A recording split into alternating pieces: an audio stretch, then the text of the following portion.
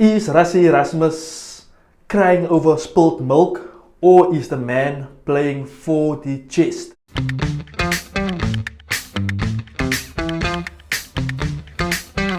Some people call this video bizarre that was made by Rassie Erasmus. I don't view it as being bizarre, but in this video it's about an hour long, where Rassie Erasmus lays out everything that he saw that went wrong in the officiating of the first test. I will put a link in the description below where you can watch the video yourself and make your own conclusions and own judgments. So in this video, Rassie Erasmus, he lays it all on the table. His dissatisfaction of the refereeing of the first test. And in this video, I just want to go through this video of Rassie Erasmus and provide an overview of what Rassie Erasmus discussed. And in conclusion, I'll give my opinion. Okay, so one of the first points Rassie Erasmus mentioned in this video is the fact that in the media, Warren Gatland, as well as afterwards, Clive Platkop Woodward complained about Rassie Erasmus being the water boy for the Springboks in the test matches.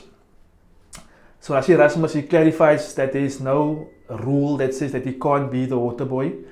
The rule in the IRB or the World Rugby guideline says that the head coach can't be the water boy, but that three people are allowed to carry water on the field, and Rassie Erasmus made himself available to be one of the three people.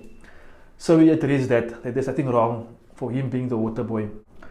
He also covers the fact that before the first test, how Warren Gatland used the media to criticize or question the appointment of Marius Jonker as a TMO, and by doing so, putting unfair pressure on Marius Jonker. And we all saw the consequences of that pressure. Marius Jonker didn't know if he was coming or going. So Rassie Erasmus, he basically also just touched on that particular issue, how Gatland placed pressure on Marius Jonker through the media. One of the other points that I found actually fascinating, how Rassie Erasmus approached this whole video, and what he mentioned was that he states that the way the officials handled Siya Kolisi was different to how they handled Alwyn Jones.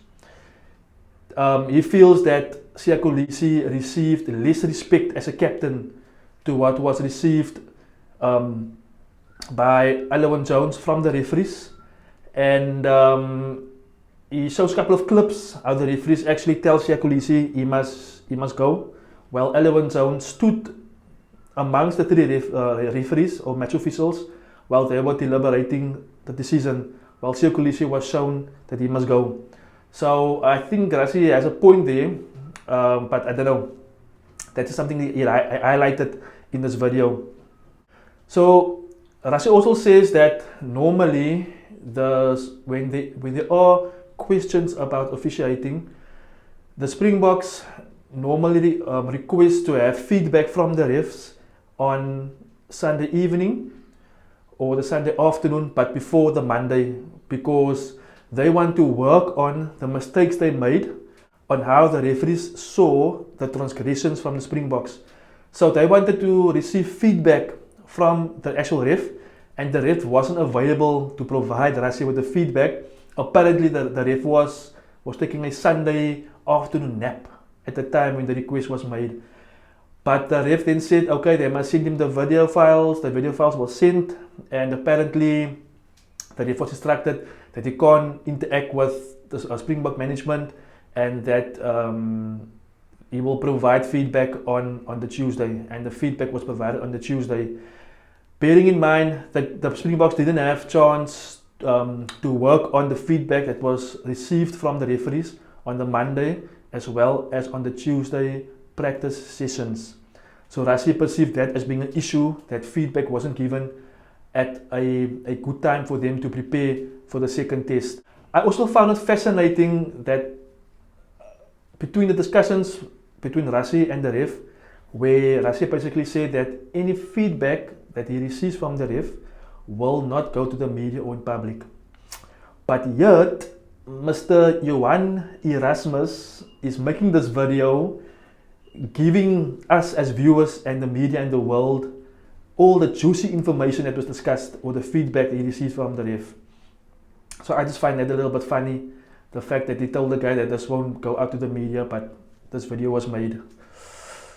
Rassie, he made it clear that this video is out of his own doing. It isn't, this video isn't done on behalf of SA Rugby or the Springboks. This video is not a task that was given to him to do. It was done in his own capacity, and he says that he will take full responsibility as an individual if any repercussions should evolve from this video. So Rassie had a long introduction, and after this introduction he played around about 20 odd clips of infringements that was made by the Lions, and one of the infringements was he highlighted how Lions players, they entered the rucks from the side, obviously being penalized, that's against the law. And he highlights a couple of clips where Tom Curry, Courtney Laws, and a couple of other players comes from the side to clear Springbok players from the rucks, and that should have been penalties for the Springboks. So that is one of the things he highlights. The other thing that he highlighted in this video was for the shoulder belt tackles that was received. So basically, the Springboks, they did shoulder belt tackles on Lions players, and the Boks was penalized for it. But when the Lions did it to Springbok players, the ref didn't penalize it. And the examples he makes there, and also the feedback the referee gave, is that when the Springboks was penalized, it was like legal or normal. But when the Lions did it, the referee came to the conclusion that the Springbok players, they changed the level.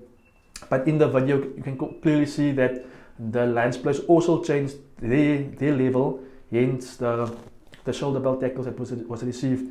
So he basically speaks about that, and he highlights that as well in the video. Then also he talks about the Hamish Watson spear tackle on Willie Le Rouw, which we all agree should have been a yellow card.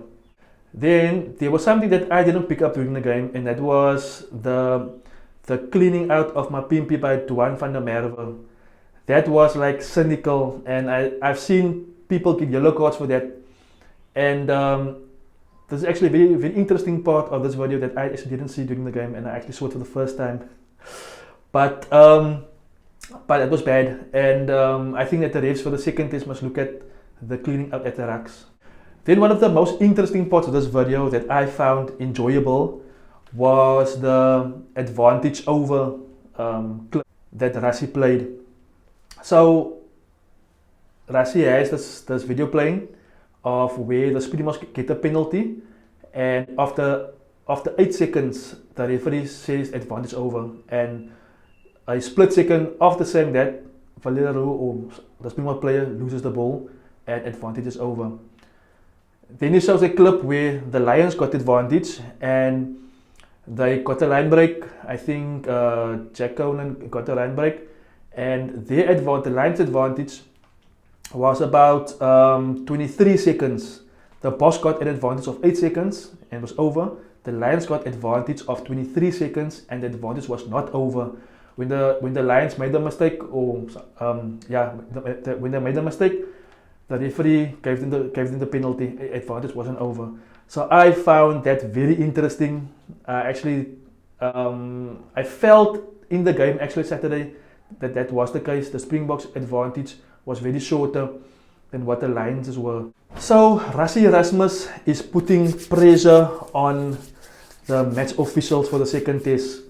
In my opinion, I don't see anything wrong with it. I think it's a brilliant strategy.